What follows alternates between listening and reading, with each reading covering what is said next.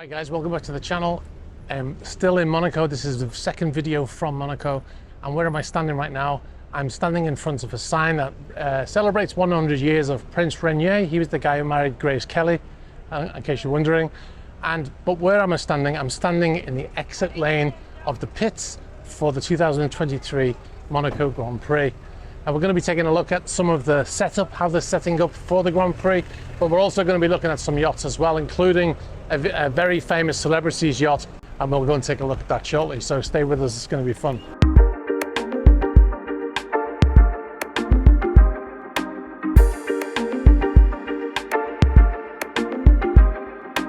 So I'm at the entrance to the pit lane, and as you can see, there is security everywhere. That's the thing about Monaco. On a normal day, there's police everywhere. I think there's 4 police to every 100 residents. I think that's the stat that I read somewhere once.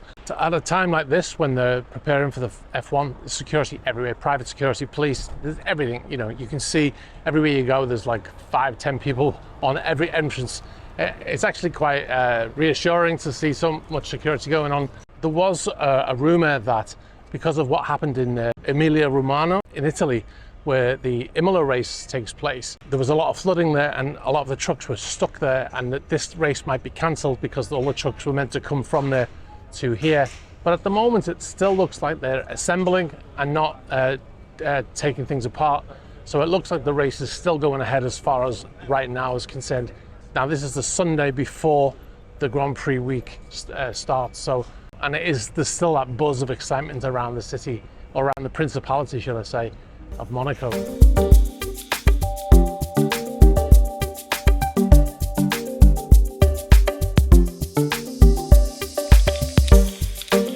All right, so here is Force Blue again. In the previous video, we talked about the owner of this boat, and I said who the probable owner still is, Flavio Briatore. And I would imagine his boat is here for the Formula One race. If it is still his boat, of course. Now, one of the things in the comments, and I didn't look to verify this because I don't want to sort of put light on the person, but someone said that they spied Flavio Briatore's son on the aft deck of the boat when I was filming. So if that's true, I didn't confirm it because I don't really want to put pictures of some kid on the channel, but if it's true, then that kind of, well, it doesn't confirm it, but it sort of gives, it's a big clue, isn't it, as to what I said about the vessel still belonging to Mr. Briatore. I'll keep an eye out for him, see if I see him on board.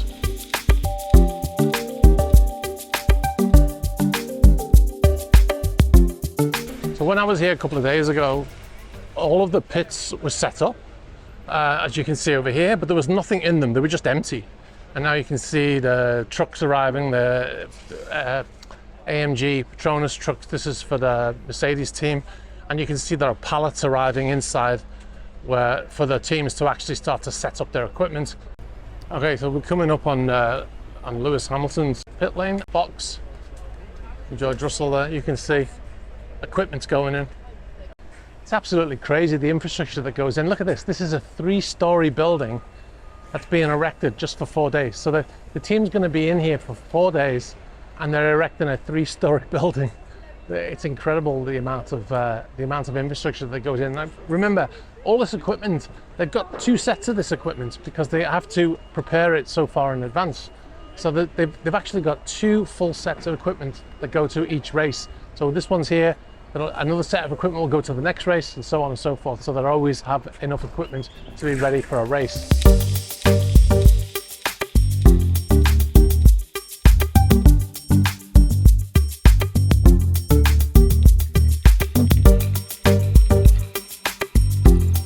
All right, so behind me here we have the passenger ship Evrima.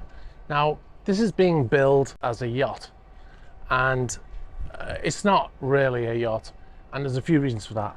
A yacht is a pleasure vessel. This is obviously a business, it's a cruise ship. However, from what they've said, and I haven't been on board, so I don't know for sure, but from what they've said and from what I've seen in photographs, they're billing this vessel as a yacht experience. And now, like I said, from the photographs that I've seen, it kind of does look like it has that look of the interior of a super yacht.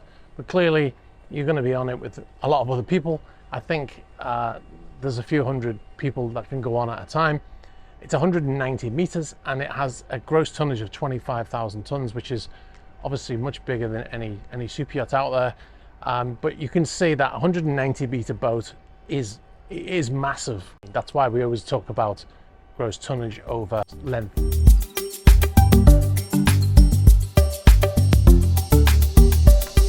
All right, so behind me we have Motor Yacht Mocha. This is a 42 meter San Lorenzo built in 2015. Now, there's a famous celebrity owner who originally ordered this vessel. Now, I'm not sure if he still owns it because I read something a few years ago that it was for sale, but there's another vessel also called Mocha, which is a 45 meter. So I'm not sure if it's the same vessel, but so someone will correct me in the comments if this is no longer the case, but this was originally ordered by none other than Jerry Seinfeld. Jerry Seinfeld, big car nut, big Porsche nut, but he sold some of his Porsches to I assume, to finish funding the build of this vessel. But I don't know if it's still, if he still owns the vessel, because like I said, there was one for sale a few years later. It's still got the same name. Usually when a vessel sells, not all the time, but usually they change the name. So the fact that it's still got the same name sort of leans towards the fact that he may be the owner. But yeah, it's a beauty. It's like I said, 42 meter. I think personally, just it's the right size, isn't it? One thing I'm going to point out: why on earth would you want to have black antennas? The satellite receivers and transmitters and radars and everything are in black, and not only black, they're in matte black. Why on earth would you want to do that? It gets very hot up there. Those domes have got a lot of electrical equipment inside, which already get very hot. And they've painted them black, which obviously is not reflecting the sun, so it will get super hot inside those domes. And the bigger domes, the big 3.4 meters, they actually have refrigerators inside them to manage the amount of heat that they generate. So that equipment's up there. I would not be surprised to hear a story of continuous issues with that equipment. Very often what they do is they put a couple of chairs and bottles of water and a little table out here, just in case they need to sit down when they put the shoes on, assuming they take the shoes off when they go on. Because some owners do actually do that. They take the shoes off so they don't damage the teak. And yes, that is teak, real teak.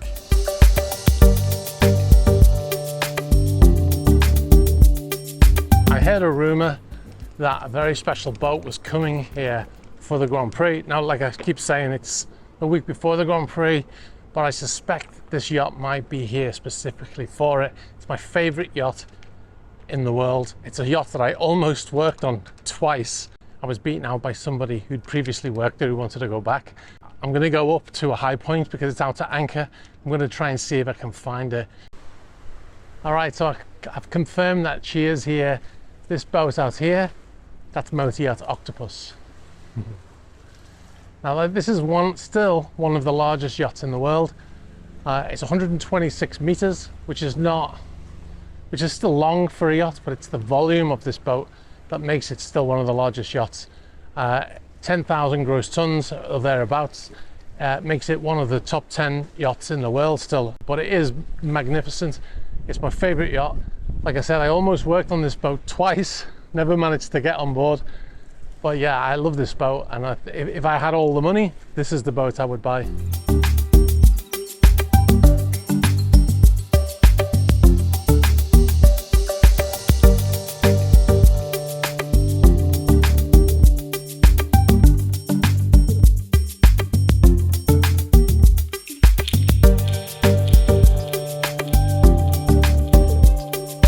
Last time I was filming, in the last video, I was talking about Hampshire 2, which was docked right behind where I'm standing right now. And I was talking about the passerelle, the stern to passerelle. And I was talking about why it was up and why there was no railings on it and stuff like that. And I said that it was probably they just had arrived or they were just leaving or whatever. But what I didn't notice at the time, and I showed in B-roll, which I filmed after I talked, was that they had a passerelle on the side of the vessel as well. So that's the one they were using, and the one at the stern was out because later on as I walked by I saw a guy who was doing some maintenance on it. So one of the engineers was working on it. So there's a third reason why the passerelle might be out and in that position with no rails on it, because it's not being used but it's being maintained. So that was the reason why. Anyway, I just thought I would explain what was happening there in case people was watching the video going, look, there's another one there, but I didn't see that until after I'd filmed the bit where I was talking. All right, I'm gonna finish here with this stunning Riva yacht behind me here. What I was intending to do today, as well as make a video, was a plan. I usually come here and I can film yachts docking, and then I do those videos where I show you what's happening when they dock. Unfortunately, 3 yachts came in while I was here, but they always docked on the opposite side of the marina, and I could never get there in time. I even tried to get the taxi here at one point across to get there quickly enough to film it arrive, and I didn't do it. And you can see I was on the wrong side 3 times for 3 different boats. So yeah, sometimes it's just not to be. They always seem to be docking on the opposite side to me. So I've given up, and I'm going to finish this video here. Hope you really enjoyed this video. I've loved being in Monaco. I always love being in Monaco, as you know, if you watch the channel often. And yeah, I've seen some amazing cars today, yachts. So LaFerrari, this Riva, Mocha was a standout boat for me. It's beautiful color as well. But anyway, let me know what the favorite part of the video was in the comments below. All right, guys, thanks very much. Don't forget to subscribe and like the video. If you don't want to subscribe, at least like it. That really helps with the algorithm. Thanks very much, guys. I'll catch up with you soon. Bye-bye.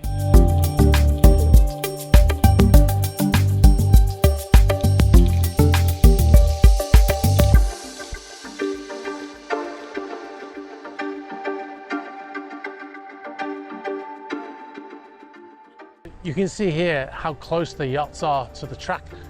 They make them go out because there has been known for cars to crash here and flip over the fence and land into the water. Not for a long time, as far as I can remember, but just to be on the safe side, the yachts will go further out there, so they're in complete safety.